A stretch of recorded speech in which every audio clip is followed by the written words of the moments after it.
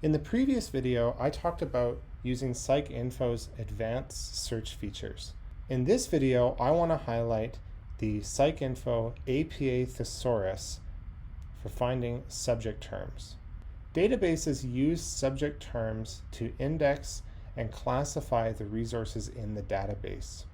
PsycInfo has a particularly powerful subject term index called the thesaurus, which you can search to find particular categories. I think of subject terms as academic hashtags.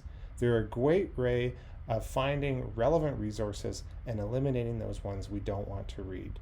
To find the subject terms in PsycInfo, navigate to the new search menu and go to the top under APA Thesaurus of Psychological Index Terms.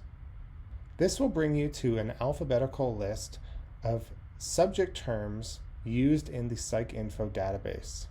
Now, in the previous example, I did a search for cyberbullying. So I want to see if there's a comparable subject term in the database that I can use. In the browse box, I'm going to do a search for cyberbullying. When I've typed in my term, hit browse. Often, when you're looking for subject terms, the term you're looking for or the exact spelling of the term isn't available. In this case, we have red text at the top that says the term or terms you entered could not be found. I spelt cyberbullying with 2 words.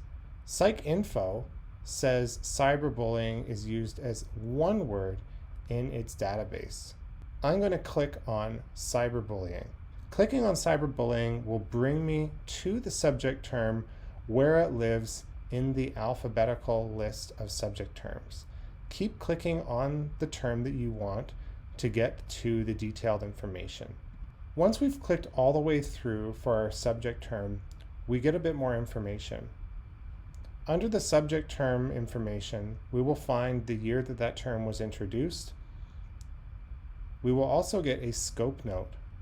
In this case, cyberbullying is defined as persistent threatening and aggressive behavior directed toward people through various electronic communications methods, often social media.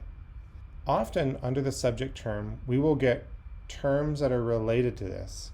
In this case, cyberbullying is a fairly narrow term, though sometimes you will get narrower terms listed. In this case, we have broader terms. The broader term being bullying, relational aggression, and we also have a related term, social media. If we want to add cyberbullying to our search, all we have to do is click the checkbox beside cyberbullying and hit the Add button. This will put cyberbullying into the search bar in PsycInfo. For now, let's just ignore the DE in the formatting. That's just to tell the database that we want to find every source that has been categorized as cyberbullying. The results page will bring back every resource tagged with the subject term cyberbullying. From here, we can narrow our search by selecting either advanced search to add more keywords, or we can start selecting our filters on the left-hand side. In the previous video on PsycInfo, I added a second keyword called adolescent because I wanted to find academic articles on cyberbullying and adolescence. In this case, I've added the subject term cyberbullying already. So what I'm going to do is I'm going to scroll down to the filters on the left-hand side, and rather than add adolescent as a keyword in addition to my subject term, I am going to select the age limiter under adolescent and add that to my search. I am also going to limit my search to items published since 2010. I'm also going to limit my search to empirical studies. Right now, I have about 709 results, which is quite a few, but this is a good starting point. If I click on some of these sources, we'll get a lot more information. I'm going to select this source.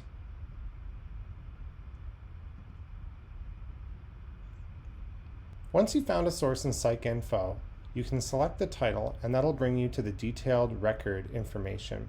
Here we'll get the list of authors, the publication of which this article is published, the publisher, relevant keywords, and the article abstract.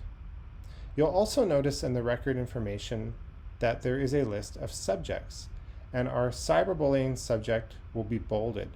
In fact, any subject term that you added to your search that shows up here will be bolded. The nice thing about the subject term list is that by looking at these, we'll get other ideas for subject terms that we might want to add to limit our search. For instance, grade level, school environment, and student engagement are all subject terms that have been assigned to this article. If I want to read this full article, I want to select the PDF full text. I highly recommend going to the full PDF of the article to not only read it, but to get your citation information. In particular, the DOI, or the Digital Object Identifier, should be retrieved directly from the PDF, not the search information. From here, you can save or download the PDF. In PsycInfo, you also have the ability to add your source to a folder. This will save your sources to the folder at the top temporarily so you can retrieve them later.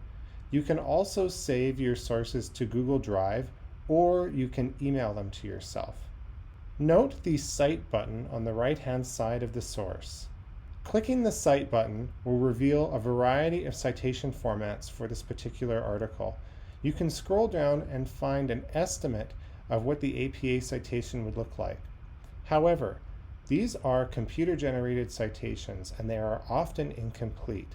I highly recommend that you double-check these citations before you include them in your project.